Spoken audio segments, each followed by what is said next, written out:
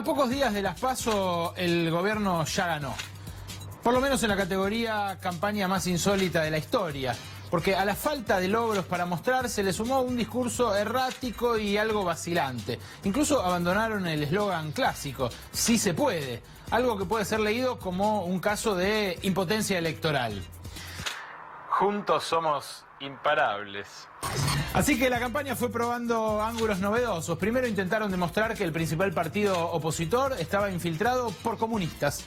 El peronismo de la provincia de Buenos Aires y el kirchnerismo lleva a un hombre del PC como candidato. Un hombre que tiene sus orígenes en el Partido Comunista. Así que estas son las grandes distorsiones de esta propuesta. Estoy hablando de Axel Kicillof.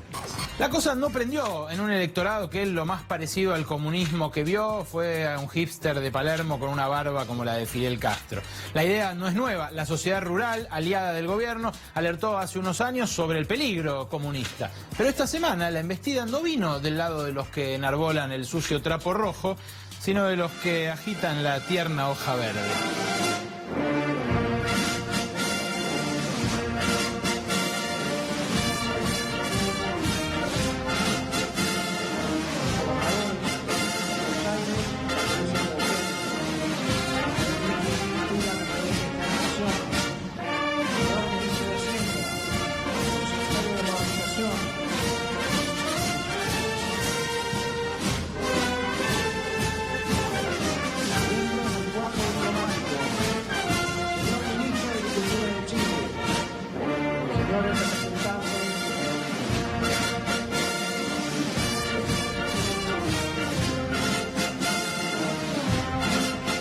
Claro, como con el rojo no funcionó, probaron con pintar un futuro negro, afirmando que si ganaba el kirchnerismo se acababa la democracia en la Argentina. Pero claro, demostrar que con una elección se acaba el sistema democrático es más difícil que explicar que el aumento de los combustibles para la vicepresidenta. Bueno, la verdad es que ahora lo que ha pasado con los combustibles es que lo que ha hecho el Estado es ser respetuoso y ¿cómo se dice? Y cumplir con la ley como habíamos pactado que fuera, que era a determinado nivel del mercado, el Estado se corre de ser el garante del precio porque justamente pasa a ser perjudicial para los ciudadanos.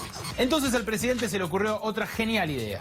A vos que elegís Juntos por el Cambio, decirle a todo el mundo por qué nos votás.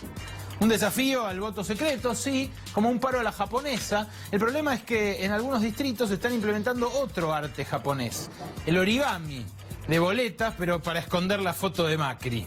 Ahora. Divide en medio a Laura y a Valentín. ¿Sí? Después se vuelve a doblar y quedan juntos Pablo y María Eugenia. Ahora esta boleta se dobla a la mitad.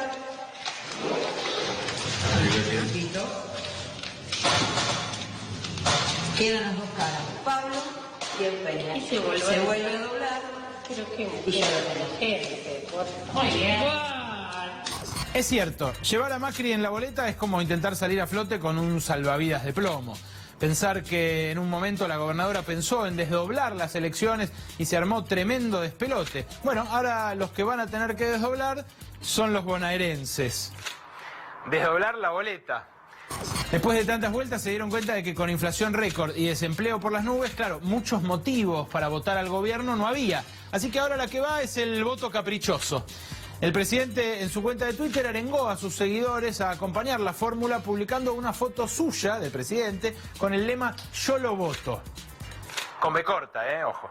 Agregó el presidente que para eso no hacen falta argumentos y que no es necesario dar explicaciones.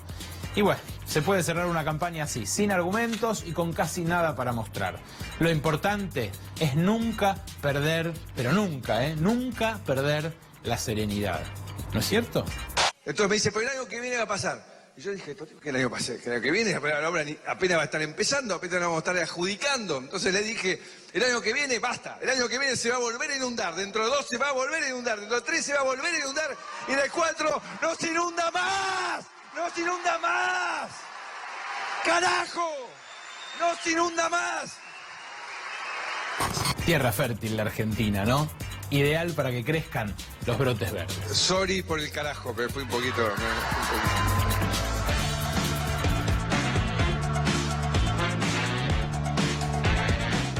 Buenas noches, bienvenidos, bienvenidas. Gracias por sintonizar Brotes Verdes, como cada martes acá en la pantalla de C5N. Queríamos entrevistar a Axel Kicillof, candidato a gobernador por la oposición, por el Frente de Todos, antes de las PASO del domingo. Y lo podríamos haber entrevistado acá, pero ¿saben qué? Nos subimos al Kicimóvil. Esta mañana, como parte de su último día de recorrido de campañas, mañana tiene un cierre, el jueves hay alguna mínima actividad, pero ya está todo jugado, todas las cartas sobre la mesa. Esta mañana nos subimos y estuvimos durante más de una hora con Kicillof conversando sobre el desafío que le presenta el domingo la elección, pero también sobre sus planes para la gobernación. En un ratito ya tenés la nota a bordo del Kicimóvil. Vamos a conversar acá, en vivo, en un mano a mano, con Ginés González García, el eventual ministro de Salud de Alberto Fernández. Vamos a hablar con él, dice que no con la cabeza, ya lo mencionan, ya lo van a tener que convencer en caso de que gane el Frente de Todos. Hay mucho que hablar con él sobre la salud en la Argentina, el deterioro en el abastecimiento tanto de anticonceptivos como de medicamentos para el VIH y también de vacunas, denuncias muy graves que se han sucedido en este último tiempo y que el ministro, ahora degradado, el secretario de Salud, Adolfo Rubinstein, adjudica a simples problemas de tramiterío. Dice que son simples demoras. En un rato con Ginés González García, eso y por supuesto si puede haber de vuelta o no remedios gratis para los jubilados. La obra pública que el gobierno dice el pavimento no es relato. Bueno, esta noche, en instantes nada más, te voy a mostrar el pavimento que sí es relato. Hace un año y pico se presentaban los planes PPP, participaciones público-privadas. Nosotros te dijimos que en el resto del mundo había sido un blef. Acá no fue la excepción, pero lo exclusivo que vas a conocer un rato es el informe que dio el propio gobierno al Congreso de la Nación, a un pedido de informes que hicieron diputados sobre el grado de avance de estas obras. Y Noé Barral Grijera nos trae en el tramo final de la campaña los 4 escenarios posibles para después de las PASO, lo que puede leer el sistema político de los resultados del domingo. En instantes también vamos a hablar con José Luis Espert, que acaba de denunciar un ataque a su camioneta, el candidato presidencial que entrevistábamos el jueves pasado. En instantes hablamos con él y en instantes también el parte policial, que acabo de recibir nada más caliente recién acá por parte de la Fiscalía que interviene. Pero antes, y te invitamos a acompañarnos con nuestro hashtag Imaginate 4 años más. Antes, la distopía argentina. ¿Cómo sería en 2023 la Argentina con Macri reelecto en las elecciones de octubre?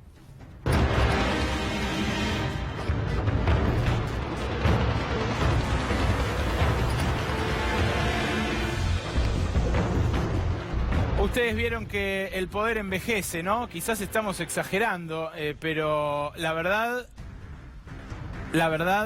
a veces la realidad supera la ficción. Por estas horas en todo el mundo se habla de una serie, una miniserie de 6 episodios que el viernes tuvo su última entrega, la produjeron juntos el canal norteamericano HBO y la cadena BBC de Gran Bretaña. La serie se llama Years and Years, años y años. Y lo que tiene de estremecedor, y por eso todo el mundo está hablando de esta ciencia ficción, es que narra la distopía de un futuro muy cercano, casi que podemos tocar con nuestras manos. Habla de redes sociales que se meten en las familias, habla de chicos que usan interfaces con filtros faciales y que se ven a simple vista esos filtros generados por realidad aumentada, habla de homofobia, habla del avance de propuestas racistas y antiderechos en Europa, parecidas a las que ya gobierna Estados Unidos, parecidas a la que gobierna Brasil también. Habla de un futuro donde el trabajo ya no se remunera como trabajo, sino que es una simple relación entre proveedores, entre emprendedores. ¿Les suena esto? Claro, es muy pero muy inquietante esa distopía, porque precisamente no habla de un futuro posapocalíptico, no habla de dentro de 200 años. Habla de hacia dónde va este planeta tal como está dado su derrotero actual. Por eso el ejercicio que elegimos para abrir este último Brotes Verdes antes de las PASO fue un ejercicio de imaginación, pero también de proyección, de prospección de algunas de las principales variables socioeconómicas de la Argentina. ¿Vos te imaginabas este punto cuando asumió Macri en 2015? ¿Te imaginabas el deterioro de las variables? ¿Te imaginabas el deterioro de tu propia vida?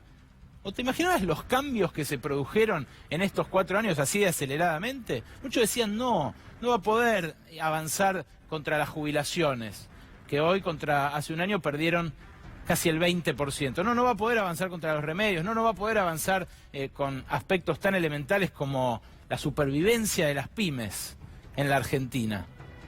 Bueno, resulta que sí avanzó. Y la pregunta que nos hacemos hoy, y los invitamos a ustedes a participar de esta discusión con el hashtag Imaginate 4 años más, es qué pasaría con las principales variables si siguiera no haciendo, como dijo el presidente, lo mismo pero más rápido. Si se siguiera haciendo lo mismo que ocurrió en este último año. Las economías tienen sus vaivenes, ¿no? Hay recuperaciones, crisis, picos, valles, L's, W's, toman la forma que ustedes quieran los gráficos. Ahora, si proyectamos lo que pasó este último año hacia los próximos 4, lo que obtendríamos es lo siguiente. La desigualdad aumentó en el último año de 20 a 21 veces, de 20,2 a 21,2 veces. Esta es la desigualdad medida por la distancia que hay entre el 10% más rico y el 10% más pobre de la sociedad, entre los ingresos de esos dos segmentos sociales. Bueno, Macri recibió 16 veces de diferencia, ¿no? En los años 90 había llegado a superar las 28, 29, depende el tipo de medición que se use. Esas 20 veces aumentaron a 21,2 según el INDEC. Y la proyección de acá en adelante, fíjense, todos los de adelante son proyectados. Este de 2020 está proyectado también, por supuesto, no ocurrió todavía. Lo que está proyectado es, de acá al futuro, un aumento proporcional al del último año. Fíjense ustedes, cómo en 2023 la distancia entre el 10% más rico y el 10% más pobre supera las 25 veces de ingreso. Esto respecto de la desigualdad. Y elegí, no azarosamente, empezar por ahí porque me parece una de las variables más importantes de la economía. Una de las variables que explican justamente el éxito o el fracaso de un plan económico. Pero también podríamos hablar del desempleo, de lo que aumentó el desempleo en el último año. Claro, en el último año el desempleo aumentó sensiblemente. No es el mismo para varones y para mujeres, ya hemos hablado de esa diferencia varias veces, pero de ese 1.700.000 desocupados que había en el primer trimestre del año pasado, ya estamos en 1.920.000 desocupados. Esto es solo los desocupados. A esto hay que sumarle otros 3 millones de subocupados, de gente que trabaja menos de lo que quisiera y que busca activamente más empleo porque no le alcanza el dinero para vivir. Fíjense cómo aumentó en 220.000. Proyectado eso a los próximos años, llegaríamos a 2023 con una desocupación de 3 millones de personas. Repito, solamente desocupados, solamente gente que no tiene empleo y que lo busca activamente de manera permanente. Esos 3 millones representarían un 14,6%, que es más o menos el desempleo que había en el año 98, antes de que se precipitara el final de la convertibilidad, 99, 2000, 2001, cuando ustedes saben llegó a 18,5%. La deuda pública, ¿cómo evolucionaría? Si evolucionara del mismo modo que en los últimos 12 meses, repito, estos son proyecciones de la misma tendencia que tuvo en el último año a futuro. Acá no las pude completar. ¿Por qué? Bueno, porque en 2017, datos de la Secretaría de Finanzas, datos oficiales para cada año, al final de cada año. En 2017 al final era 56,6% del producto. O sea, de todo lo que trabajamos los argentinos durante un año, si queríamos pagar la deuda pública bruta en el año 2017, era un poquito más de la mitad del año lo que teníamos que trabajar para los acreedores. A fines de 2018, hace 6 meses, fíjense el aumento. Casi el 90% del año tendríamos que trabajar para pagar la deuda pública bruta, solamente la pública. A fines de este año, si se mantiene la proyección de lo que creció el año pasado, llegaría al 116%. a fines del año siguiente al 146. ¿Y por qué no seguí con 2021, 2022, 2023? Porque nunca la Argentina superó una marca así. La Argentina ha tenido picos de endeudamiento, pero nunca llegó a niveles del 200% como sí llegaron, por ejemplo, ahora algunos países de Europa, intervenidos también por el Fondo Monetario. Tenemos también la evolución de la pobreza, por la cual el presidente dijo quiere que evalúen su mandato. Fíjense, en el primer trimestre de 2018 había 25,5% de pobreza, 10.200.000 personas bajo la línea de pobreza. En este año, y este es el dato que acaba de difundir la encuesta permanente de hogares a través de sus microdatos, 13.800.000 son los nuevos pobres al principio de este año. Fíjense el aumento que se da de 3.600.000 personas que pasan a ser pobres solamente en el último año. Proyectado esto, al año que viene daría 42,7% de pobreza y proyectado el 2021 daría 51,3%. No seguí adelante porque de vuelta Argentina nunca tuvo una pobreza de más del 52% como tuvo en el año 2002 después del colapso de la convertibilidad. Distopías, futuros probables o no, depende de nosotros. El domingo votamos y la verdad que el rumbo que dijo el presidente mantendría y aceleraría es el rumbo que nos trajo hasta acá. La decisión que tome el pueblo, por supuesto, va a ser sabia y soberana. La primera parte del reportaje que tuvimos con Axel Kicillof a bordo del Kicimóvil es la siguiente.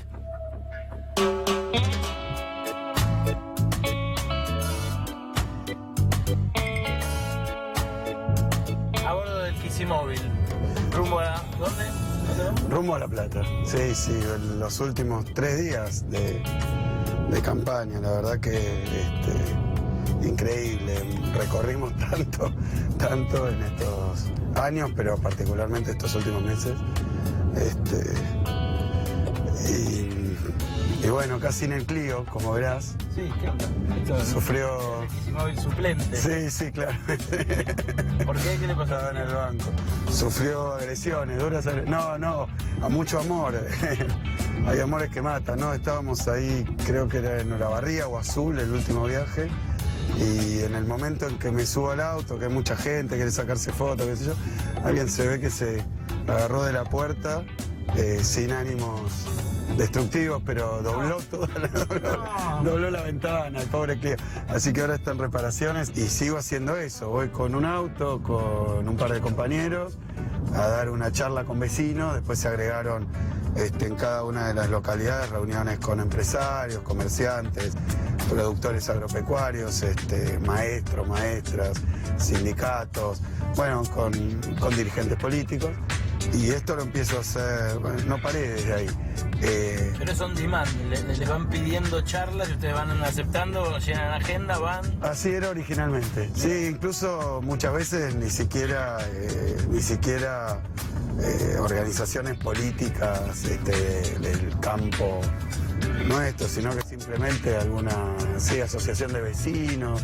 Yo disfruté mucho todo esto, me pareció un descubrimiento, porque incluso en lugares donde teóricamente no son peronistas o donde, bueno, el kirchnerismo, había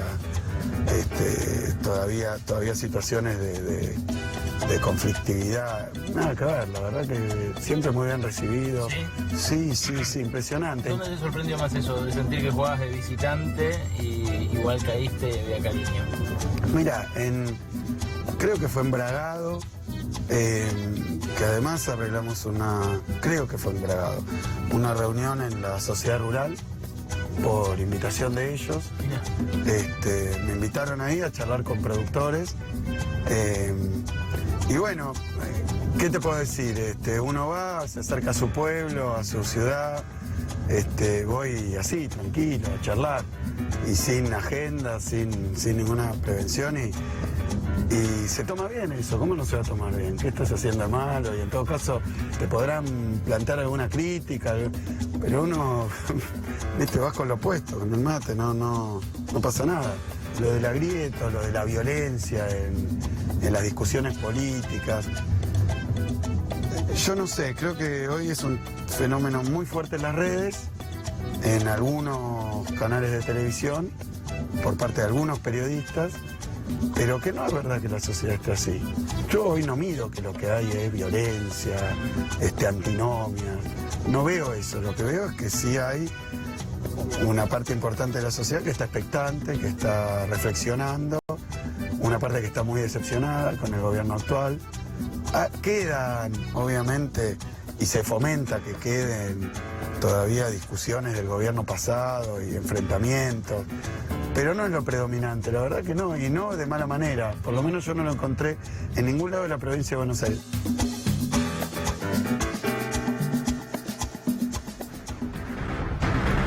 De último momento tenemos a nuestro compañero Miguel Ponce acá en las inmediaciones del canal, en la puerta de otra emisora donde está José Luis Espert, que acaba de denunciar un ataque a su camioneta mientras cerraba también su campaña como candidato a presidente. Miguel, José Luis, ¿están ahí? ¿Qué tal, Alejandro? ¿Cómo estás? Sí, estamos con José Luis. José Luis, contanos qué pasó con tu camioneta. Bueno, veníamos rodando por Avenida Madero y a la altura de Córdoba. Escuchamos un golpe muy fuerte, como un estallido. Y bueno, el vidrio del conductor, yo venía atrás, en la parte del acompañante, la parte de atrás del acompañante. El vidrio del conductor, como quedaron dos marcas muy fuertes y en gran parte astillado. Hicimos unas 4 cuadras más, paramos, venía conmigo Luis Rosales, mi compañero de fórmula, y vimos que el vidrio se habría astillado más todavía. Es un vidrio blindado.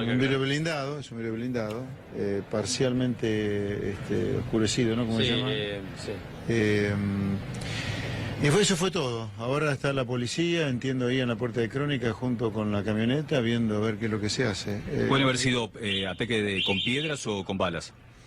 No sé, no quiero especular, no quiero hacer ninguna declaración que huele a especulación. Yo sé que solo fue un ruido muy fuerte y que están viendo si son bulones, si son balas, si son piedras. Yo sospecho que esto no tiene nada que ver con la actividad política, sospecho que tampoco son balas, así que mi sospecha es que es un acto vandálico común con piedras. Alejandro te escucha José Luis. José Luis, ¿qué tal? ¿Cómo está? Alejandro Berkovich, lo saluda desde No el te estudio. escucho nada, dale, espera. Ahí está. Ahí, a ver. ¿Hola? Hola, sí, ahí me escucha bien. A ver, Ale, sí, ahora te escucho, decime. Bien, no, por lo que entiendo fue ahí en la zona de Puerto Madero, en Madero y Córdoba, por ahí. ¿Algo los hace pensar Sí.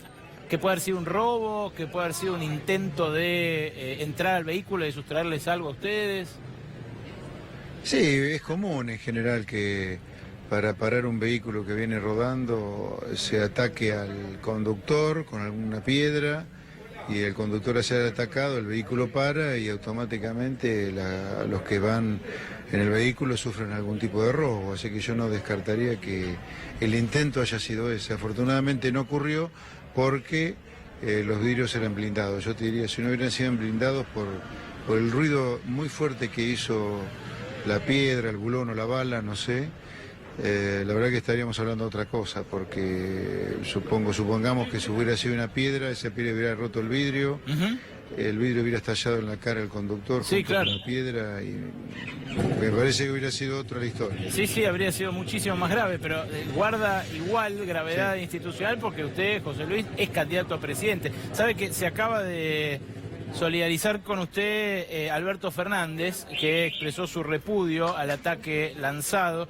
Dijo que es un acto incalificable que enturbia la campaña electoral y pidió que el gobierno esclarezca esto inmediatamente y velar por la integridad física de todos los candidatos. Bueno, yo le agradezco mucho a Alberto Fernández sus palabras, pero yo no diría que es para cargar las tintas sobre el gobierno. Este es un tema, en principio, de la policía.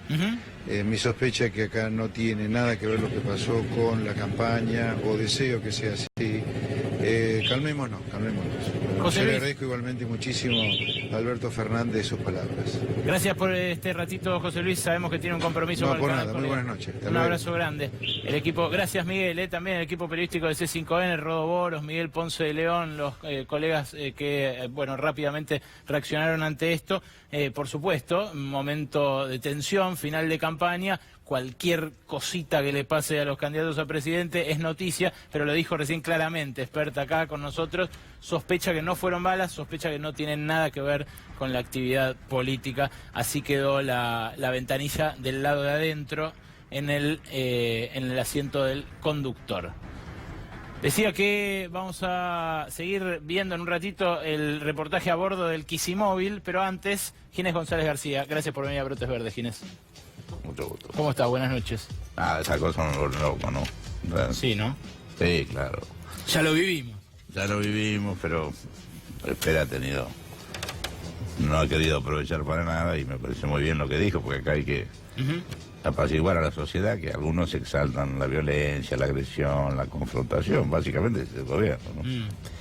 Ginés, en términos de salud, el gobierno dice que las denuncias de faltantes de medicamentos, de vacunas, de anticonceptivos, son de campaña. Yo creía que antes eran ineptos o no les dejaba gastar de economía, pero ahora son mentirosos, además. Porque en realidad no lo digo yo, lo dice la Sociedad de Pediatría, la Sociedad de Inmunología, toda la sociedad científica, los gobiernos provinciales. Es cierto, no es que no haya ninguna vacuna, hay vacunas. Lo que faltan son algunas de las vacunas. Algunas directamente anunciaron que no la iban a hacer más, como la antimeningocóxica a los 11 meses, a los 11 años, y otras mandan, pero menos de necesaria. Y además admitieron en el propio Congreso, cuando fueron interrogados hace un par de meses, que en el 2018 compraron menos y se pusieron menos, con lo cual, cuando sucede esto, al año siguiente uno tiene que tener más, porque tiene que buscar los niveles de inmunización necesarios que ya viene con retraso año pasado. Compensar. Como además no tienen la logística, compran cuando pueden.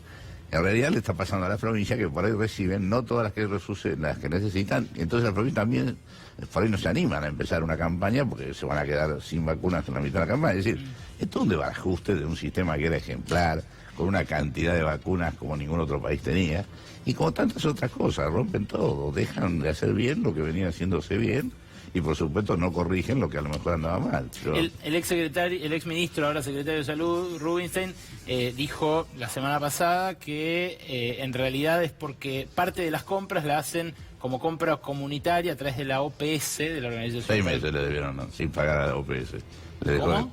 6 meses tuvieron de no pagarle a la OPS. A la Organización Panamericana de la Salud. Claro, hay una forma de compra que se juntamos todos los países y entonces se hace una compra obviamente consolidada. A los laboratorios multinacionales. Sí, claro, la vacuna además no se puede salir así nomás, son pocos los que la hacen y además tiene que tener con tiempo la demanda que uno le pide y que le va a pagar para hacer esa fabricación. No, por eso digo, no, vuelvo a decir, antes decían macanas y trataban, ahora están mintiendo. Realmente no es que no haya vacuna, hay vacunas, pero siempre falta alguna, lo mismo pasa con los anticonceptivos, cosas que siempre funcionaron bien. Entonces, en realidad, y genera todo. Y además, vuelvo a decir, en el 2018, y ahora voy un poco al eje de la cuestión, el presupuesto. En el 2018 no ejecutaron todo el presupuesto de salud, lo cual es una barbaridad, porque a uno siempre le falta plata, si se deja sin ejecutar, realmente... Fue a propósito, no es que no sobró. lo dejaron, no lo sé, porque economía manda todo y cierra todas las canillas, no deja gastar ni siquiera las cosas esenciales. Pero ahora en el 2019, y esto es horroroso lo que voy a decir, hay menos presupuesto que en el 2018. Con lo cual, con la inflación que hubo, el presupuesto del 2019, en realidad es la mitad del que era antes, prácticamente. No hay que ser ningún experto inflacionario, con lo cual, en realidad, ya son demasiado. O sea, cuando devalúan el propio ministerio, el más ministerio, cuando el presupuesto de salud de un año a otro le hacen esto que estoy diciendo, nacional, cuando la provincia de Buenos Aires tiene el 5.6 de la estructura del porcentaje que le corresponde a salud. Cuando yo fui ministro, era hace muchos años, éramos casi el 13 y nunca hubo un pedazo tan chiquito dentro del presupuesto de la provincia de Buenos Aires como el que tiene la salud. Hablando de la provincia de Buenos Aires, Espera y miramos juntos la segunda parte de Kicillof. Sí, como no, con todo gusto. Estuvimos a bordo del Kicimóvil y le preguntamos del Kicimóvil suplente, porque al original se lo rompieron ahí en un acto en Azul.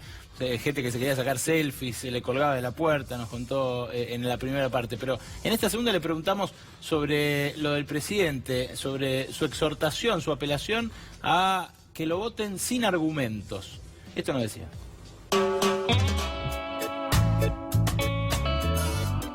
Con certeza total, nadie me insultó, nadie me trató mal.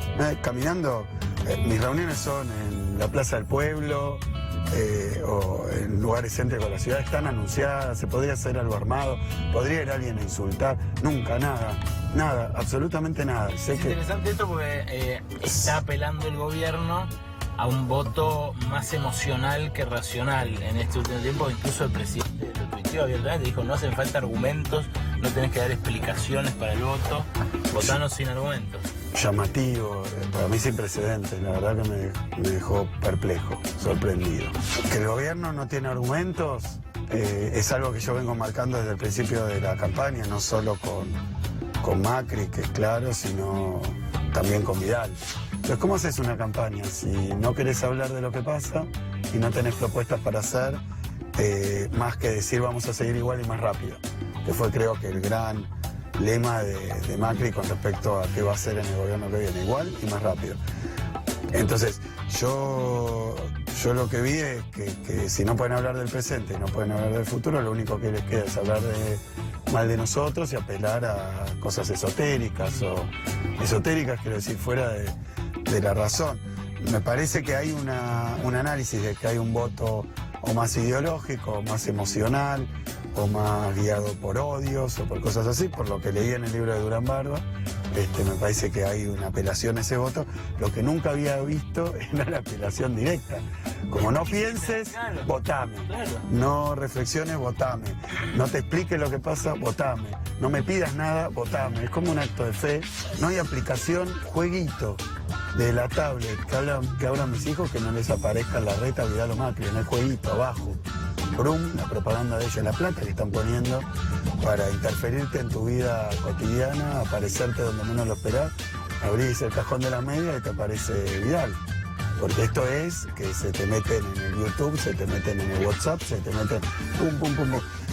Entonces uno tiende a pensar que ellos tienen un manejo muy científico, muy sofisticado, casi a nivel de la NASA y de Houston, digamos, del tema de redes y del manejo de las conciencias y de la cosa subliminal y de la manipulación, ¿no? La manipulación política. Entonces, yo no sé si es tratarte de tonto exactamente, pero es apelar a una fibra que bueno, que para mí no es difícil que ocurra, ¿no? Si este gobierno claramente es responsable de las cosas que pasan, porque no podría ser de otra manera. No es que esté diciendo, bueno, nosotros no tenemos nada que ver. Ahora, gobernaste 3 años y medio, dijiste que ibas a bajar la inflación, subió, que ibas a subir las jubilaciones, bajaron, que iba a haber más empleo y de calidad, y hay menos empleo y el que hay es de menos calidad.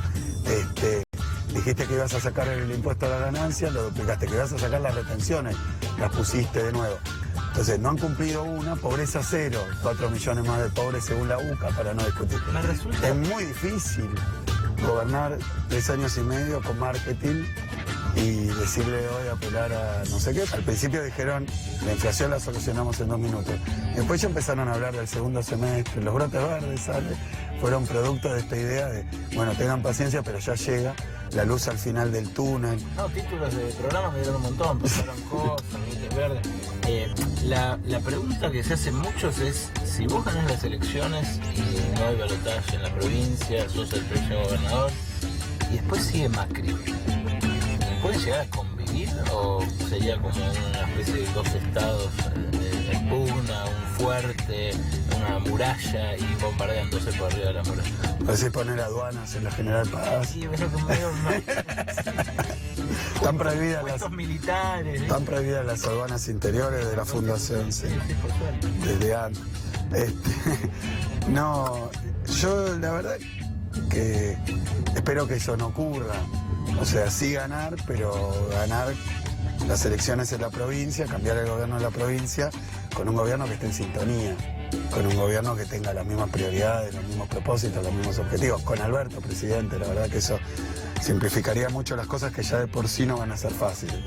Ahora, durante estos 3 años y medio ha habido experiencias de gobiernos peronistas con gobiernos provinciales peronistas o municipales peronistas con un gobierno nacional neoliberal de Macri, bueno, con este espanto macroeconómico que ha generado, este tsunami, ¿no? de medidas antiproducción, antiempleo.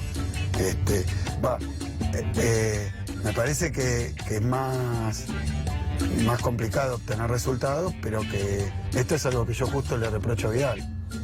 Vidal había dicho, o había dejado deslizado que su gobierno iba a cuidar a los bonaerenses, y la refutación clara es que no los cuidó de Macri.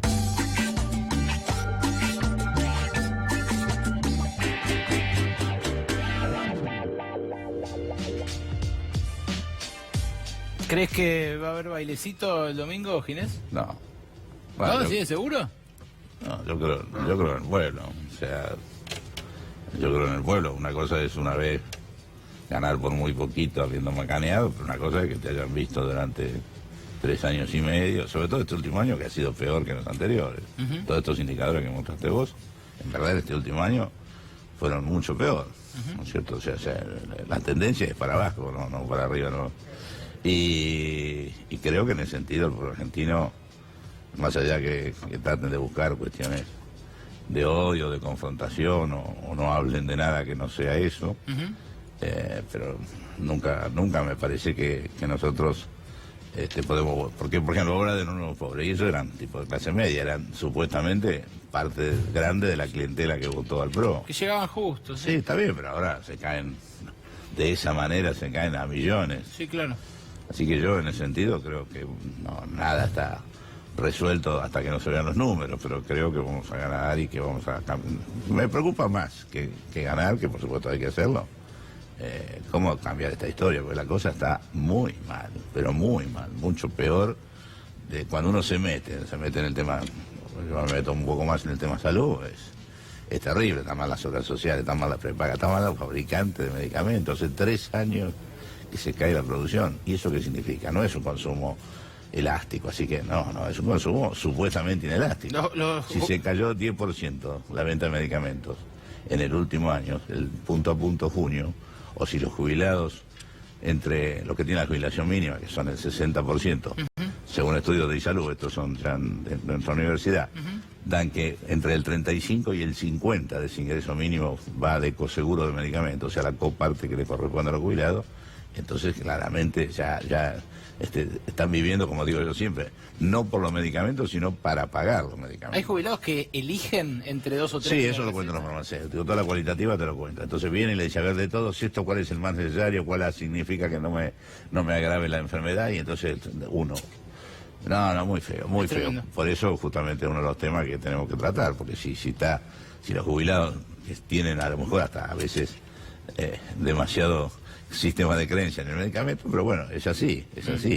Nosotros, y entonces si le falta un medicamento ya tiene además tiene una ansiedad terrible, o si tiene que opcionar entre comer o comprar el medicamento, ¿no? Ahora nos vamos a meter en lo electoral con Noé, que la quiero sumar a la entrevista, pero antes, permiso de vuelta, Ginés, nos trae ella los escenarios posibles después de las PASO.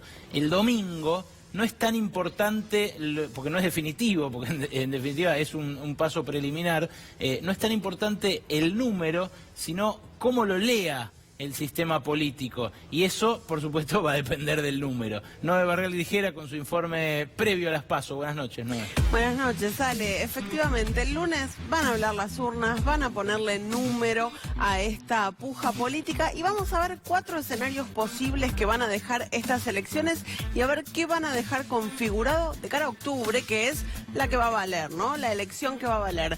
Te invito a pasar por la primera puerta, el escenario número 1. Abrámoslo a ver qué nos muestra. A ver, ahí está. Un primer escenario que me imagino que a Ginés no le gusta, lo dijo recién, ganó Macri. En este primer escenario también ganarían Vidal y Horacio Rodríguez Larreta. ¿Qué configuraría este escenario? Lo primero, el golpe de efecto, porque ninguna encuesta muestra que el presidente tenga posibilidades de salir victorioso en este primer testeo electoral. Ese golpe de efecto podría llevarlo a intentar ganar en primera vuelta, sí, en octubre, y además lo podría hacer pensar en la posibilidad de sumar más diputados y senadores, algo que hoy el gobierno ni siquiera se está planteando, porque se plantea solo la reelección y en segunda vuelta en balotaje, lo que implicaría que en la primera no lograría mayoría en ninguna de las dos cámaras. Escenario 2, vamos a ver qué puede traernos aparejado el segundo escenario en esta elección del domingo. Posible empate técnico con diferencia de un punto y algo. Hay algunas encuestas que están en esta zona porque muestran 2-3 puntos de diferencia, que es a la vez el margen de error técnico. Entonces podríamos decir que hablan de un empate técnico. Esto, por supuesto, dejaría configurado un escenario de mucha incertidumbre, sobre todo en el electorado, que está esperando que este domingo haya alguna resolución, y sería un resultado que el gobierno podría encontrar favorable. Más favorable, sin embargo, es el próximo escenario que vamos a analizar, que es el escenario que tenemos detrás de la puerta número 3. Vamos a abrirla y acá aparece la expectativa del gobierno, que es una ventaja de 3,5 puntos, 4 puntos de Macri sobre Alberto y una ventaja de Kicillof sobre Vidal que también sea pequeña, una ventaja de Alberto sobre Macri, pero pequeña, de 3,5, 4 puntos. ¿Por qué la esperanza del gobierno puesta aquí? Porque dicen las encuestas que el gobierno tiene posibilidad de captar de Labaña y de Espert alrededor del 60% de esos votos. Entonces, pensándolo así, para octubre el gobierno estaría mejor posicionado para captar el voto de la tercera desinflada vía en estas elecciones. Y vamos a ver el último escenario, por descarte, por supuesto, el escenario número 4, abrimos la puerta y es un escenario en el que Alberto se impone por más de 6 puntos y además es un escenario que lleva a ganar a Axel Kicillof en la provincia de Buenos Aires. Este escenario dejaría configurada la posibilidad de que el peronismo gane en primera vuelta. ¿Por qué?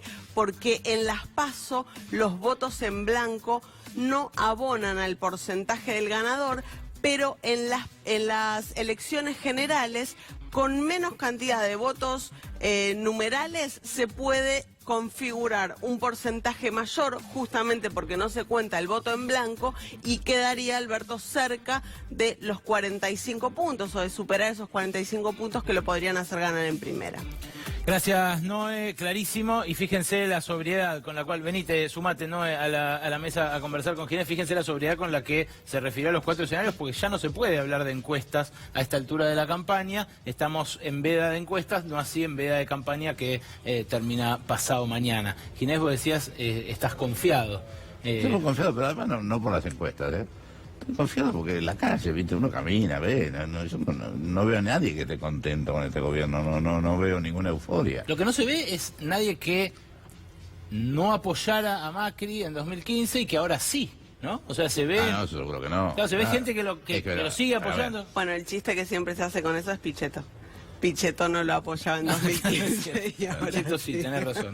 Pero, a ver, los que pagaban ganancias, ya se han enojado porque eran 1.200.000, 1.300.000, que le prometió que no se iba a pagar. Son básicamente trabajadores. Sí. Ahora hay 2.200.000 que pagan. Y pagan más. Sí, esos tipos que muchos de ellos lo votaron a Macri, ¿dónde van a votar ahora? Por ejemplo, digo así, mega número, no, es una cuestión de macro absoluta, por eso no me fijo en ninguna encuesta. Hoy dijo Sergio Massa que el gobierno debería explicar esto de que van a dejar de pagar ganancias. Dijo, tienen que explicarlo, cómo lo van a hacer y de qué manera, porque la promesa ya estaba hecha en 2015 y no pasó. Bueno, por eso no creo que no va a haber debate ni ninguna de esas cosas, porque realmente como ya se agotaron toda la capacidad de mentira, ahora están diciendo este voto de no piense y vote, ¿no? La verdad que en medio de un desmedro a los argentinos, decir, che, no pensé, pero votame. ¿Crees que no va a haber debate presidencial? Y si bien lo dice la ley, yo lo que veo es que Alberto está muy decidido a hacerlo, y no veo ninguna, y además la propia actitud de esto, de no hablar, no explicar, no nada. ¿Vos crees que Macri no va a ir? A mí me parece que sí, porque además no tiene que decir, no tiene libreto, no es un problema de que tenga facilidad de palabra. ¿Qué va a hablar? ¿Qué va a decir? En 2015 a Scioli no le fue bien no yendo al debate. ¿Cómo no yendo? Scioli la primera ronda de debate no fue recién al debate por el balotaje. Pero pobre Daniel, todo lo que en ese momento dijeron ahora es todo al revés, ¿no? Así que, pero por eso digo, a mí me parece, yo confío en los argentinos, ¿viste? Me parece que nadie puede hacerse tanto daño simplemente porque realmente no veo un sector, salvo los amigos del presidente, salvo los bancos, etcétera, etcétera. El resto está todo mucho peor que lo que estaba antes y sin expectativas, sin esperanza, porque además si te dicen más de lo mismo pero más rápido, cuando en el último año fue todo peor, la verdad, ¿viste? Es como que mirándote al espejo a la mañana y decir, pero por Dios, ¿cómo sigue esto, no? Ginés, gracias por venir a Brotes Verdes. Es un gusto.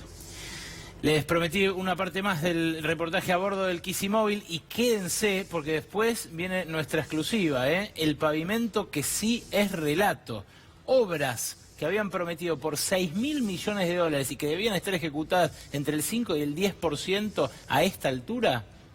¿Saben cuán ejecutadas están? Menos del 1%. Números oficiales, un documento oficial del Ministerio de Hacienda que recibimos en exclusiva y que te vamos a mostrar. Eso después de esta partecita más con Kicillof.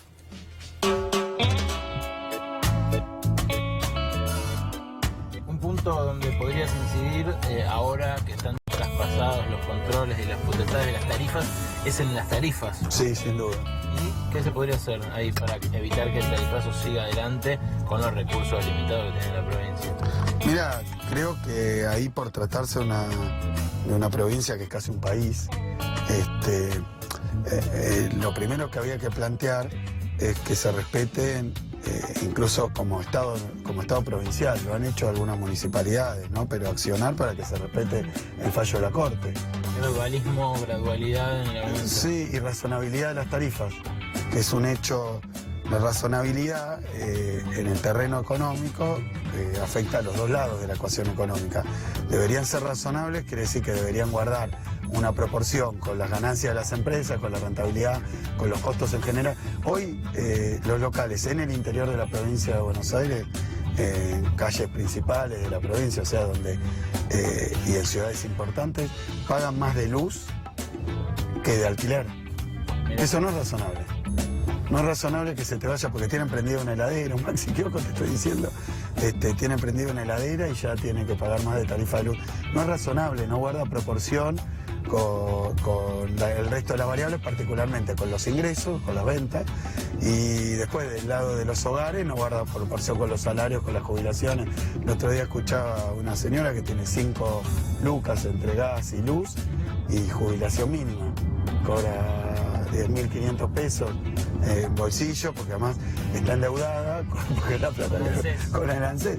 O sea, y eso también, bueno, entonces ahí hay que ponerle una proporcionalidad con los salarios, que razonable tiene estas dos caras. También tienen que ser razonables en términos de que las empresas no se pueden fundir, pero si vos ves los balances y la rentabilidad de las empresas energéticas en toda la cadena, no son razonables, son extraordinarias. ¿Se están preparando para un gobierno en el cual tengan que exhortar a sacrificios a la población? ¿O es como dice Alberto que el esfuerzo tiene que reconocerse ahora? Mira, ahora venimos de un gobierno, estamos en un gobierno que te pide sacrificios y no te da ningún resultado. Y además le pide sacrificios al sector más sacrificado de la sociedad. Le pide sacrificios al jubilado, le pide sacrificios al desempleado, pide sacrificios al laburante, Nunca lo escuché pedirle sacrificios al sector financiero, ni internacional, ni nacional, ni al Fondo Monetario, pedirle un pequeño sacrificio, ¿no? En términos de cómo es la relación, creo que ha sido un gobierno que distribuyó mal los ingresos, distribuyó mal la riqueza y distribuyó mal los sacrificios. Pero por otro lado, es esta retórica un poco ya clásica de hay que pasar el invierno, hay que ajustarse el cinturón, que siempre son los inviernos del Ártico, ¿no? De la Antártida, lo que no tiene un final. No sé si llegas a las pasos porque puede estallar la guerra nuclear en China y Estados Unidos y listo, no la contamos. Sí, no, está espeso. Está espeso. La situación internacional tuvo un desarrollo desde la crisis de 2008 realmente bastante novedoso y bastante preocupante. Es gracioso porque Alberto y vos son los trampistas menos pensados. Los menos pensados. De repente se hicieron fanáticos de Donald Trump. No, yo siempre hago la aclaración. Me parece que Trump le presta una atención a la producción nacional muy clara y explícita. Dice, bueno, voy a poner aranceles para defender a la industria norteamericana. Voy a bajar la tasa de interés, o quiero que baje para que haya crédito y funcione bien la industria norteamericana. Me interesa el trabajo norteamericano. Y toma esas medidas en términos de administración del comercio y en términos de facilitación del crédito y bueno, una política de liquidez y de acceso sencillo al crédito y crédito accesible para defender su trabajo, el trabajo nacional y la industria nacional. Después, las cosas que dice Trump, yo no simpatizo para nada. Y acá Macri le pone la latita de venta. Dice que entren los productos extranjeros, yo no voy a hacer nada para cuidar la producción argentina. Entonces ese contraste es muy llamativo porque no es que Trump está así, Europa está así, China está así, todos los países del mundo están diciendo quiero defender lo mío. El Kicimóvil suplente, porque el original, ya saben, le rompieron la puerta en un acto la semana pasada en Olavarría, lo estaban arreglando. El Clio con el cual recorrió toda la provincia. Les prometí un informe exclusivo y acá va. El informe tiene por fuente al gobierno nacional. ¿Y se acuerdan ustedes de cuando el presidente hace muy poco inauguró el Paseo del Bajo? Y dijo, se agachó así y dijo, ¿este pavimento no es relato? Y lo tocó. Bueno, hay pavimentos que sí son relato. Los que no lo hayan visto, véanlo, así lo dijo el presidente.